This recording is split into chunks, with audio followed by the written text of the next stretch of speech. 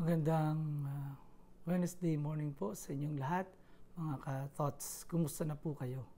Ngayon pong araw ay pinagdiriwang natin ang kapistahan ni San Lucas. At ang ating pong magiging tanong ay, ano ang daladala mo?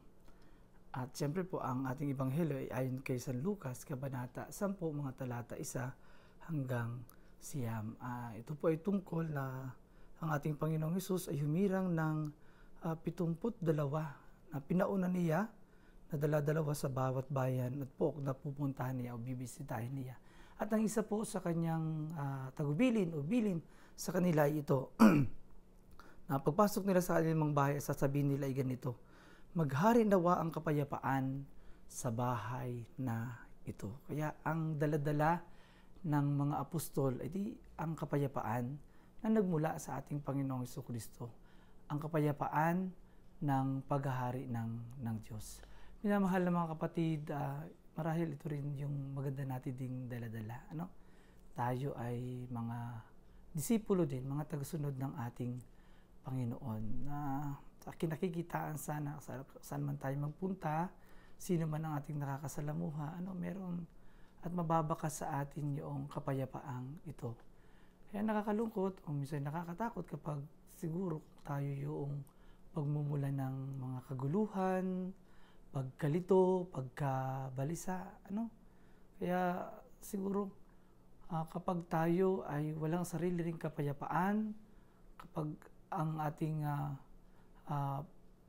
pakikitungo sa iba, halimbawa sa ating trabaho, sa ating workplace, pagdating natin doon, ano kayong reaksyon ng ibang tao? Baka sila ay nalilito o kaya naman sila ay pagkarating natin para bagang gumuho ang kanilang daigdig. So, hindi maganda kapag gano'n ang ating nagiging dulot sa iba o kaya naman sa ating pamilya. Bisa tayo pagmulan ng pagkakaisa, pagmamahalan, ay baka tayo pinagmumulan ng pag-aaway-away, pagkakanya-kanya, pag-iinggitan. Sana po ay hindi gano'n. Hindi po yun ugali ng isang tunay na alagad ng ating Panginoon.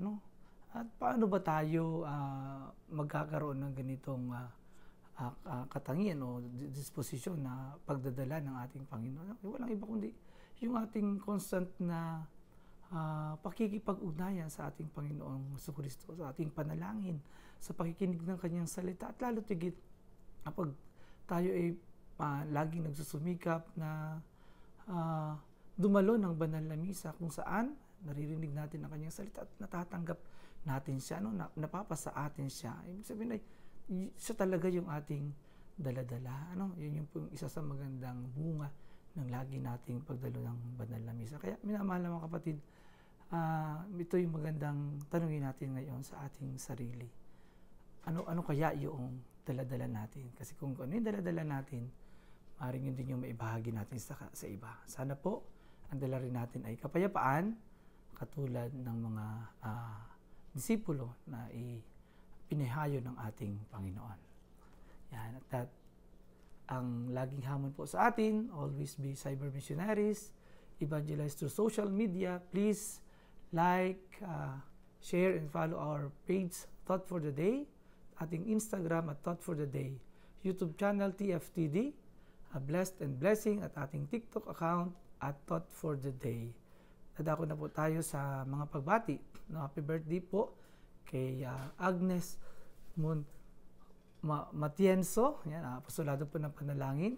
Si Lena Nardo, apostolado po ng panalangin, birthday po din niya. At kay Tita Flor Siason, si Yason, happy birthday din po kay Matt Roldan, birthday din niya, at kay Odette Lagustan. Happy birthday din kay, ang dami na dati namin professor sa seminaryo, kay Father Brooks o Father Angelo Brucal.